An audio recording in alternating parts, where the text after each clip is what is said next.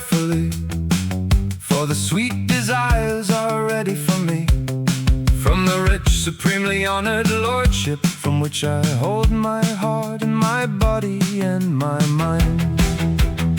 And whoever may counsel or reproach me for it, in loving you I am on the straight path, from which I shall never depart.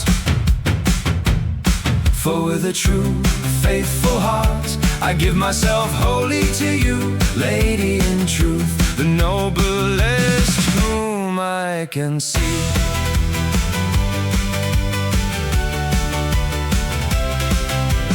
Lady, all fair qualities are already in your noble person, and the honor, dear lordly worth, and your deeds are of graciousness, and your worth pleasing and humble, with gay, noble company. When shall I see you?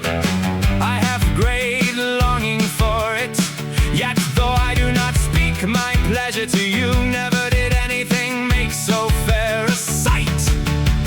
Never from your fair, pleasing person, although my eyes are not present to you. Once I was in your lordship, never since have I had forgetfulness.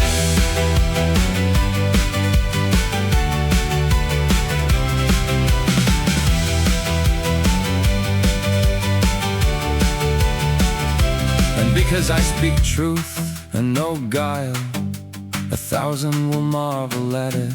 I shall unfold no more, but you know that I am here in your power, with great desire to see you.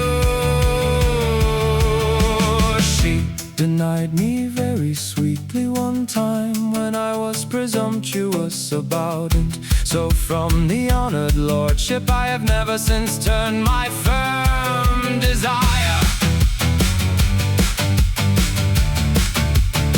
For I fix all my heart upon it, so that in May nor in the time of April I shall have no great joy. For it is not at all fitting that at Eastertide I should have joy, unless indeed I should go to sea. False, evil-speaking slanderers, may you be ready for every ill, and I for the honored lordship that holds me joyful despite your will.